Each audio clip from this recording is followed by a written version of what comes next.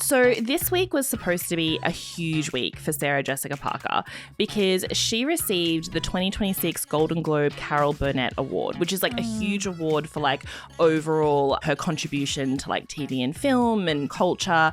And she had a lot of her Sex and the City castmates at the event to celebrate her. She gave a really beautiful speech. Everyone was congratulating her. It was a huge, and that's an award that's given out before the official Golden Globes ceremony as its kind of own standalone thing. And Kristen Davis was there to congratulate her. And I remember Cynthia Nixon did a post because I don't think she was there. No, she wasn't there. But yeah, she did a post and like sent a message and stuff. And like a lot of the other cast were there. Like it was really nice. Like people were just like, oh my God, all their cast like introducing each other to like their kids and stuff on the red carpet. Oh my God, that was so cute. Yeah. So yeah, it was a really beautiful moment. So it should have been Sarah Jessica Parker's week until a man called Chris Noth, Mr. Big, swooped in and kind of ruined it for her and took it over. Honestly, which is such Mr. Big behaviour. Such Mr. Big behaviour. Yeah. When I saw everyone being like, oh, no, now we have to talk about Chris Noth because he's come in and said the wrong thing. I was like, classic Mr. Big behaviour. Art imitates life. Except this is a bit more serious than anything that ever happened on the show. So that happened to Sarah Jessica Parker. And of course, she's been all over the internet. And then in a separate situation, Chris Noth shared a photo to his Instagram account of him in the gym lifting weights, looking really angrily into the photo. Like also Mr. Big behaviour. Yeah, classic if Mr. Big had Instagram. No, if Mr. Big had Instagram, he'd only be posting like photos of cigarettes and jazz clubs and whatnot. Like, but also Mr. Big would never have Instagram.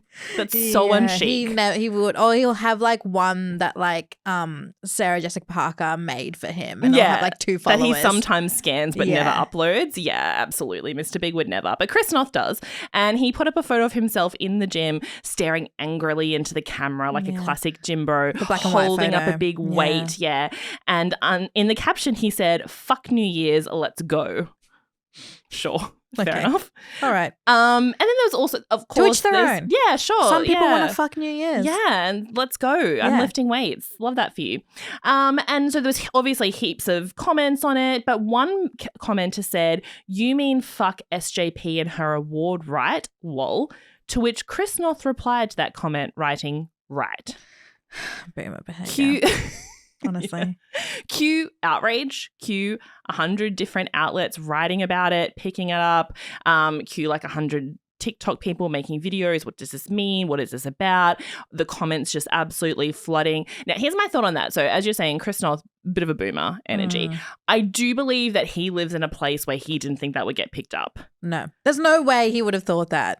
Yes. He was like, there's hundreds of comments on my beautiful, sexy body. Yeah. No one's going to see this one little one. Yeah. Forgetting that he's the author of the profile. He's verified. Everyone knows who he is. So every person who saw that photo, the first comment they would have seen is him saying, right. Yeah, exactly. And then they'll click on it going, what's he saying right to? And then they see the comment above it and then them going, oh. Yes. So I honestly, So it's clear as day. It's also still there. I did think he would have deleted it, but I did check this morning at the time of recording. It is still there. He probably doesn't know how. Yeah, he's probably just like trying to delete. He's like, well, I guess it's there forever. It's there now. So I don't think he expected it to be picked up, but obviously it just takes one person to share it and like all the news outlets found it. He's since put out a statement about it, which is also a little bit scathing. Do you want me to read it out? Yes, please do. My off-the-cuff, slightly sarcastic response to a comment on the internet seems to have caused a tempest in a teapot. It is not news. It is not worth all this discussion. It is a waste of time in a world there are more important things to worry about. Okay. Yes, they're 100% Chris Noth. Why do I feel like I'm being schooled? Yeah. By Chris Noth. I didn't ask for any of this, Chris. Yeah, well, exactly. You're the one who commented it. So here's the thing, Chris Noth. Yes, 100% there are more important things happening in the world. Yeah. So many more important things. But I can hold space in my brain for everything else in the world and this does matter. Don't try. I hate when people do something, especially celebs, and they're just like, oh my God, there are people dying in the world. I'm like, well, I didn't see you posting about that when you posted your gym selfie. Yeah, exactly. Exactly. Don't pretend that you're out there caring about other stuff in the world. In fact, you said fuck New Year's. Yeah, exactly. You started this whole situation. So then everyone was like, I think a lot of people were like quite confused about what that even meant or what had happened, because people were like, wait, aren't they really good friends? Didn't they speak so well of each other all the way through Sex and the City filming, all the way through filming the 2 movies, all the way leading up to the And Just Like That premiere of the first season? posing together on the red carpet, posting photos of each other. Like, they've been friends for decades is what a lot of people thought. So what actually happened was that whole situation that blew up around Chris Noth in the lead up to the And Just Like That, the first episode airing. Yeah. So what happened was two women separately who say that they don't know each other and they hadn't been in contact, both contacted the Hollywood Reporter months apart, according to the Hollywood Reporter, in the lead up to the And Just Like That finale.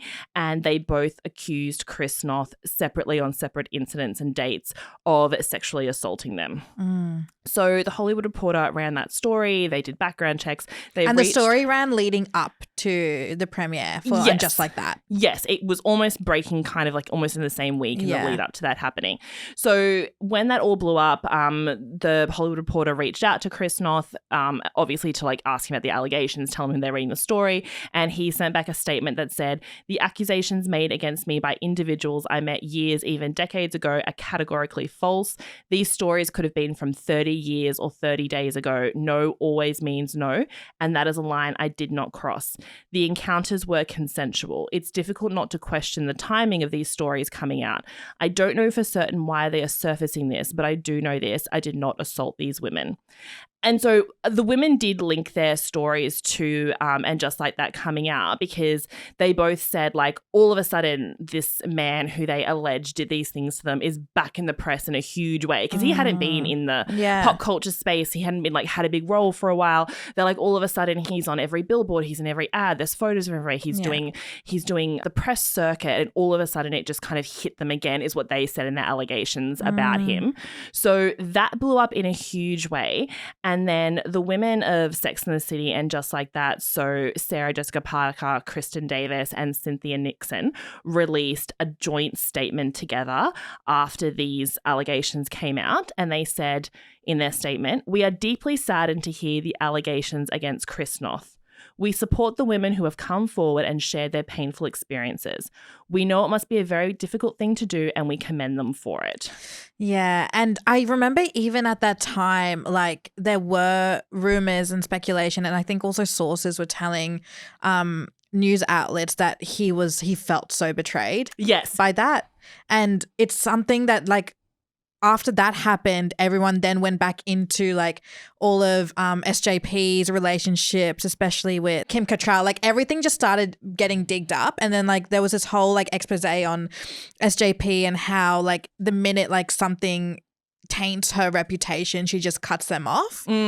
And it just became this whole big thing, because also during like the lead up to And Just Like That, he was like back in the spotlight in a way where social media was now so big. So he was getting like this newfound fame with a whole other generation of women. Yes. And it was like he was like the brand new heartthrob, like back in the light. And I remember like we were talking about him and covering him, and then this news just completely broke, and it like changed everything so quickly. So it was always the plan that, spoilers for a show that came out 4 years ago, it was always planned that he would be killed off in the first episode, because that was the plot that Michael Patrick King, the showrunner, and Sarah Jessica Parker had in place for the third movie that didn't happen. And so it was always how they wanted to start the TV show, because as they said, which is fair enough, they're like, there needs to be a catalyst for us to jump back into this world. There needs to be something huge for Carrie to deal with. So that was always the plan. So any of those stories that came out like, oh, they killed him off because of the allegations weren't true. What they did do is that they edited him out of the finale.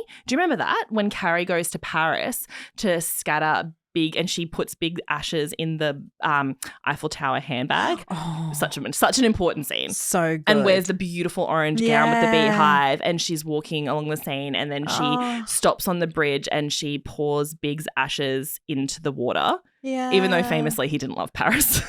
No. Didn't like it there at all. But I guess that's where they decided to be together. Yeah. So that's when, and he that's like, a separate plot point to what. Rolling around in the hotel. Yeah. On the floor. Not in a sexy way. And so she sprinkles his ashes into the water, and she looks up, and then that scene feels a little bit uneven before she texts Samantha.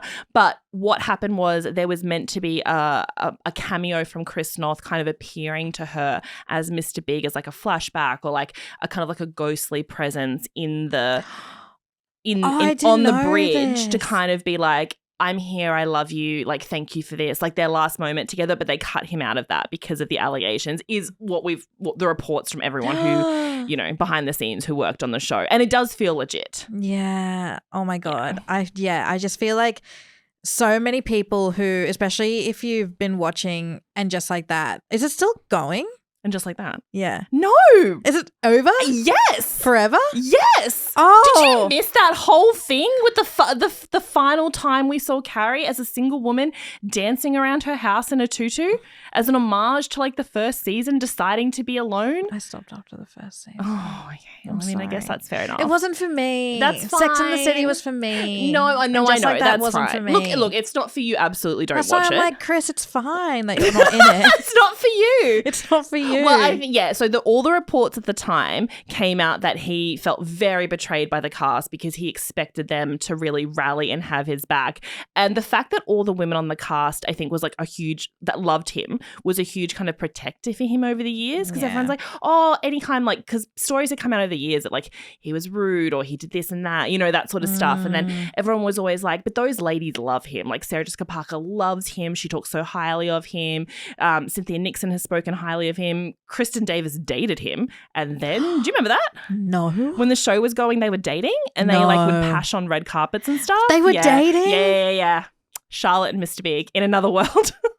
Because SJP's always been a relationshipy girl. Yeah, exactly. She was like Robert Downey Jr. for many years and Matthew Broderick have been Forever. together like 30 Yeah. years. Like they got married and had like their first baby, James Wilkie, when the show was going.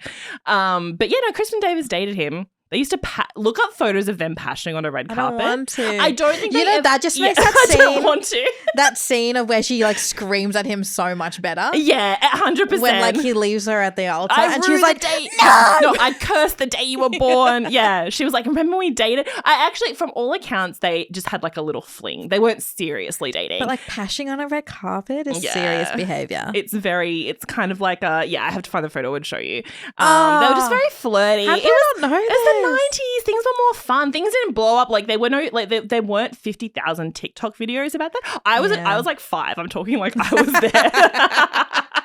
But I've since looked back. I'm like, man, the 80s and 90s were like, when I wasn't alive, were just like the time to be. I'm just letting everyone know I wasn't like an adult then. So it comes out that I'm 60. No, well, I mean, the thing is you could do that stuff then and like people would just see it in a tabloid and you'd be like, oh, wow. But then you turn the page and you wouldn't like think about it again. Yeah. So you could never do that now. People can't have fun anymore on a red carpet. No. Just goes everywhere. Anyway, that's not the point of the story. The point of the story is those accusations came out and it's as far as I know, it didn't go any further than that. But also as we know, it's such a hard thing to prove, to take to court, all of those things. So these women came out and they really stood by their stories. They stood by their allegations against Chris Noth. He really stood by his statement that it was untrue, but he didn't work. He's getting a little bit of work now, but he didn't work for a long time. He really stepped out of the public eye. And this is the first time he's commented on anything to do, as far as I know. And that one worded comment just shows how upset he is still by all of it. Well, yeah, exactly. Because Sex and the City coming back in the form of And Just Like That was going to be this kind of resurgence for him. Like, yes, he was never meant to kind of really be a part of it, but it brought him back into the entertainment pop culture space. And like you were saying, like it introduced him to a whole new generation of fans who were like discovering Sex and the City and him for the first time. And they were doing like thirst edits on him and stuff. I'm like, oh no. Yeah, everyone's like, wait, do we love Mr. Big? Yeah, they're like, who's this guy? And they were like, in another world, this is a story about a crazy woman who follows this man around New York and like stalks him, stalks his mother, stalks his ex-wife, which she does do. But we've all made mistakes. It's fine, Carrie. She's just a girl. Yeah. So in her typical classy way, Sarah Jessica Parker has said nothing about this. And I'm sure she will say nothing because, as we know, when people come out with statements against her, she just doesn't say anything. She's fine. She's got a Golden Globe. Yeah, exactly. She's doing great living in New York. So that's all we know on that. And maybe from now on, Chris Noth will stay out of the Instagram comments. I hope so.